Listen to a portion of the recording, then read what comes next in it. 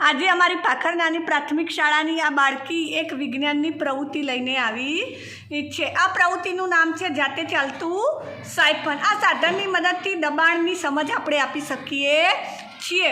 બાળકો, તમને બોટલની અંદર પાણી દેખાય છે?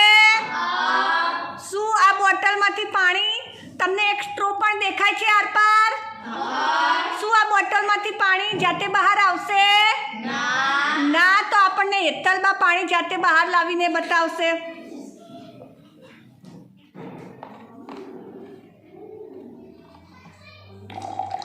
તમે અહીંયા જોઈ શકો છો કે બોટલમાંથી પાણી બહાર નીકળવાનું ચાલુ થઈ ગયું છે। તો આ પાણી કેવી રીતે બહાર નીકળે છે તે આપણે જોઈએ। શરૂઆતમાં પાણીની સપાટી બોટલની અંદર રહેલી સ્ટ્રોની ઊંચાઈ જેટલી છે। બોટલમાં પીવીસી પાઇપ મૂકતા પાણીનું સ્તર વધે છે, તેથી પાણીની સપાટી સ્ટ્રોની ઊંચાઈ કરતાં થોડી વધે છે અને સ્ટ્રોમાંથી પાણીનું સ્થળાંતરણ થાય છે, કારણ કે સ્ટ્રોમાં હવા દાખલ થઈ શકતી નથી। સ્થળાંતરિત પાણીની જગ્યાએ વધુ પાણી દાખલ થાય છે। જ્યાં સુધી આખી બોટલ ખાલી ના થાય ત્યાં સુધી પાણી બહાર નીકળે છે। તમે જોઈ શકો છો પાણી બહાર નીકળતું।